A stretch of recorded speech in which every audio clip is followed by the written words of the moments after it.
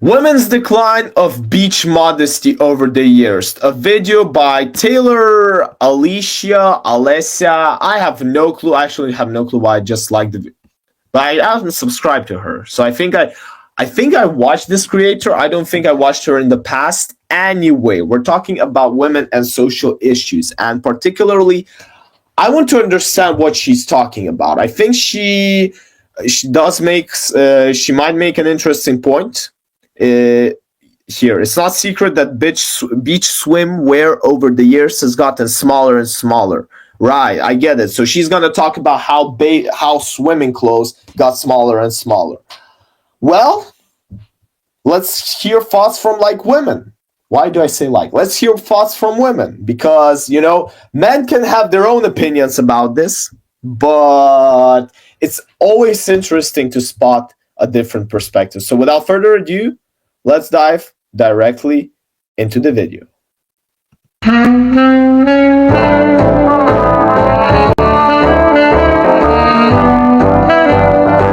What was that? I missed it. 1926, and I mean, I think that's colored by someone, because there's no way in 1926 they already had colored screens. I mean, that was 2 years after Lenin's death, so you can make the math in your head.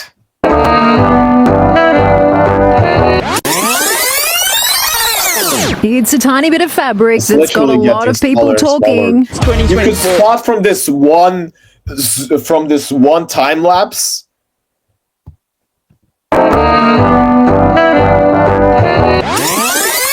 Just look at it. How it's a tiny bit of fabric that's got a lot of people talking. It's 2024. Do what you want. You know what? It's freedom. It's fine with us. The G-string bikini, a little too cheeky for this time slot, but worn freely by women on and off the beach. What were you wearing? I was wearing a swimsuit. I like that YouTube is not this creator. I'm sorry, Taylor. Yeah, I'm gonna call you Taylor. She doesn't risk it at all. So she's just blurring directly all the swimming suits. I mean, better for me because I already got copyright claims. I got enough copyright claims on my first channel. I had them almost every second video. Can you show it to us? You asked this. Hi. It's not really a surprise that girls' swimwear over the years has gotten smaller and smaller and even smaller. But how did we go from this to this, and why does it matter? Yeah, this is now considered a normal one, but she still blurs it. It's very interesting. Well, I believe the decline of modesty in America has been one of the most obvious signs of the decline of God in America. So I want to take you with me today to show you how we went from this to this. And though many may disagree with me, how we aren't better for it. Let's dive in. I actually like because the blurring effect tries to show that it's bad. You know what I'm saying? It's immediately sending you a message. This is a content perspective. This is content creating perspective, and I love it. Recognizing that the 1800s was a way more modest era, I was really interested to find out what exactly they were wearing to the beach during those times. And to my surprise, and maybe yours as well, they actually wore full-on gowns. Yes, bathing gowns. Long wool dresses covered most of the body. Bathing gowns often included long skirts to make sure there would be minimal skin exposed. They also had these things called bathing machines, and women used them to change into their swimwear discreetly. These women of this era valued modesty so much that these were the lengths they were willing to go. These women saw their bodies as sacred. They looked at their bodies so differently than we do now. And side note, they also... I'm actually curious if she's going to dive into the scientific perspective of it. You know what I'm thought? I'm going to make the research while she speaks. If there's a scientific proof why, for example, because think about it, we take showers without clothes, right? So basically our skin our water is getting better with skin. Even here's another one. Think about when you're bathing. I mean, that's different because bathing suit is not the same as clothes. When it's raining and you're all wet, well, it's kind of uncomfortable. But on the other hand, that clothes is not really related to swimming. So I'll actually look at this. Had bathing shoes, not for modest purposes, but to protect their feet from glass and shells. They weren't the most attractive pair of shoes that you've ever seen, but you know what? We really aren't ones to talk. Seriously, we have zero room to talk. Moving on to the 1900s and sailor-inspired swimsuits. Okay, check this out. Look what I Googled. First thing that comes up. Smaller, tight-fitting swimsuits can enhance swimming performance by reducing drag and improving muscle activation. So the streamlined fit minimizes water resistance, while the compression can increase muscle efficiency. So this is particularly for professionals, and it does have its advantages. You see the effect of body shape and swimsuit suit type. A smaller or a bigger swimsuit. You should go same size. You should be tight. It loosens up in the water. That's actually an interesting part. So yeah, I don't know. I think I'm gonna have to do some additional research on it in the future. Stepped onto the scene. But just because they were trying to be more fashionable at the beach doesn't mean they sacrificed modesty, because guess what they still wore with these sailor-inspired swimsuits? To the beach, they wore silk stockings. I'm wondering if the beach was a winter activity at this point. Now, shorter and more form-fitting swimsuits emerged around 19. Actually, she took a Getty, because I'm not sure that this is a Getty image that was credited on the picture. I think it's although it's from the 1890s, so it may be actually a Getty image from that time. 10, which were made for easier movement in the water. But as you could assume, this brought about lots of mixed reactions from people of this time. But even with these more look! She's showing her legs! In the 1920s, that's revolutionary swimsuits. Fitting swimsuits being introduced, modesty was still sought after with bathing coats. Yes, guys, coats for... One thing I forgot is that I wanted to purchase premium. I completely forgot this. To skip all these ads on YouTube.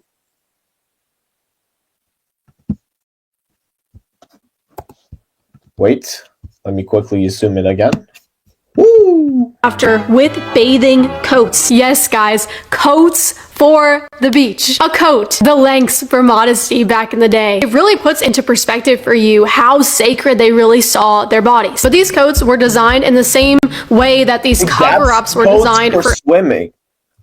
Because these were for sun. They don't swim in these. These were for their bodies. But these coats were designed in the same way that these cover-ups were designed for us when we get up from our towels, so we're not just walking around the beach in our very tiny swimsuits. When we're not swimming and we're not tanning, we put these cover-ups on when we go to the concession stand or we go to the bathroom. But regardless if you do this now or you don't, if you didn't do this back in the day, you were deemed as scandalous. And you want to know how scandalous?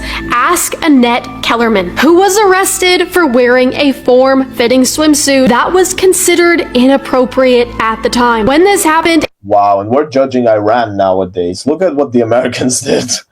in 1907, it was a pivotal moment for swimwear. It changed everything. Annette was basically the pivotal moment. She was the woman that changed swimwear in 1910 to these more tight-fitting and form-fitting swimsuits that women never used to even think about wearing. Annette Kellerman being arrested caused women to revolt and highlighted the societal resistance. In 1907, that's like the point where a lot of revolutions pro-women started.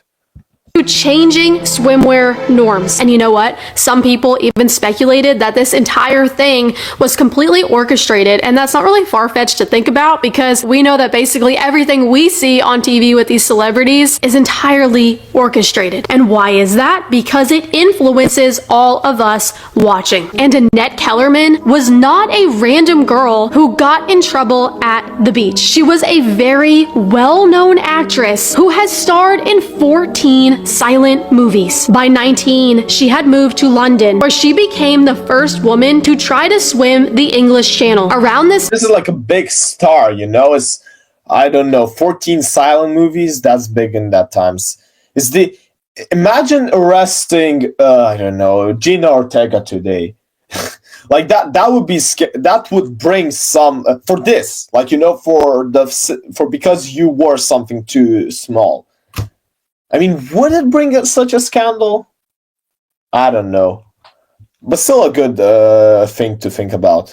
Time was when she dared to do what nobody else was doing, showing off her body in a more revealing way. And again, her being an actress, her being famous in the public eye, she had the power to influence a lot of women, and that is exactly what she did. But I point out Annette so much because she literally changed the game by her sacrificing her grace and dignity. She was also raised Catholic, so for her to turn from what she knew was right and turn to what was wrong in exchange for fame, because she knew that this would bring her fame. By her doing this, she was actually curious because we're talking about how it was a big sacrifice. Let me see male swimming suits in the 1900s. I mean, look at these guys. Like check this out. This is full clothing today. I see men going to university with smaller clothes than this. I mean, check this picture as well, you know? They were also wearing small things, so yeah. Used to pave the way for the lower necklines in the 1920s and the trend towards more revealing swimwear. Still, strict regulations were enforced to maintain beach modesty. Police officers patrolled beaches with measuring tapes to ensure swimsuits weren't too short or revealing. Women who violated these rules could face fines or jail time. Many women protested the restrictive swimsuit regulations of the 19... Look, they're like already close to the sea. Socks, shoes, you know? They're about to go swim. I don't know. Do they take them off here or what? 1920s. Novelist Louise Rosine spoke out against these rules. Louise was arrested for refusing to comply with regulations requiring her to wear stockings, which again led for even more push for personal freedom. 1930s, swimsuits became more revealing. 1940s, swimsuits looked like short dresses, where the top part mimicked a bra, while the skirt covered the hips and thighs. And shortly after, in the 1940s, the bikini made its way onto the scene. The modern bikini is dated to July 5th, 1946, partly due to material rationing after World War II. French engineer Louis Reard introduced the modern bikini. He named his design after the Bikini Atoll, which was where the first post-war texts of the atomic bomb were taking place. Now, actually, that's actually such a cool thing. I've never thought about this. the French women welcomed this design and loved it, but the Catholic Church really stood against the bikini, and so did so many other people that still found this to be so risque. And any actress that welcomed the bikini drew a lot of attention. Brigitte Bardot, for example, basically promoted the bikini, as well as Raquel Welch. In the film 1 Million Years, her wearing a bikini in that film turned her into an international sex symbol. And just thinking about that, the fact that she was wearing a bikini turned her into an international sex symbol. I feel like that points out the obvious, that it is way more sexual to wear a bikini rather than these other swimsuits. So not only was the bikini a big deal because it was... Nowadays swimsuits is just, you know, and imagine I mean, I don't know, are we all heading to like nude age or what? You know, let's back to the ancestors, the Neanderthals. That is insane if you think about it. was clearly more sexual to have a bikini on, but also was a big deal because of what the bikini itself represented. According to French fashion historian Oliver Saillard, the bikini is perhaps the most popular type of female beachwear around the globe because of the power of women and not the power of fashion. It's empowering to show off. I'm not going to say what because I might get banned for it, but you know exactly what I'm talking about. Of course, showing off your body, let's say the true creation of God, is exactly what's empowering. Look, I'm not too much against this idea, but I'm not even sure that this is like empowering, but not even the fact that they're showing more was considered empowering, but really the fact that it was them who made the decision to show it. Like, you could still wear the close things, right? But the fact that you had a choice now is what actually made it empowering. You know what I'm saying?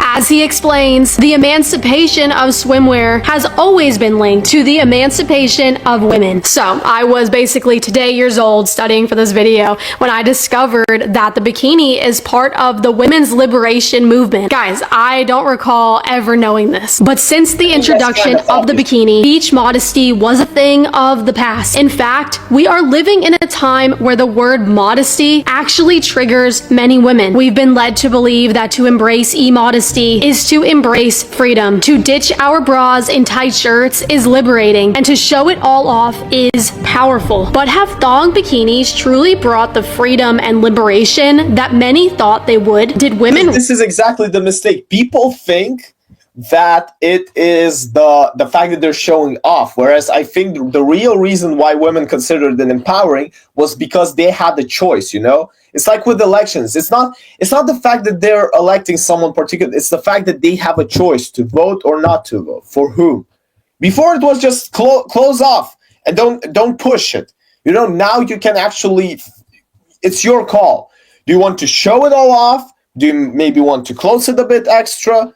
And again, because people have taken this the wrong way, they think that the more you show, the more free you are.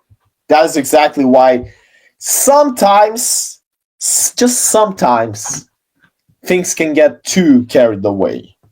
Really win when it comes to this? Or did the women of the 1800s understand something that we have lost and forgotten? Modesty wasn't just about clothing, the villains so many women attacked. It wasn't about the bathing gowns. It was about what the bathing gowns were concealing, what they represented, especially to men. To men, modesty was a major sign of beauty. Why? Because it was a sign that a woman cared for her body and that she was humble. And this interested me so much because look at the connection between modesty and humility. It makes you think about how immodesty and pride go hand in hand likewise, leading us to the question of why are we wearing what we are wearing? Is what we choose to wear to the beach really because we are going swimming and that it's the most comfortable to do that in? Are we wearing what we're wearing to the gym because we are simply working out and wearing skin-tight pants and small bras helps us work out more efficiently?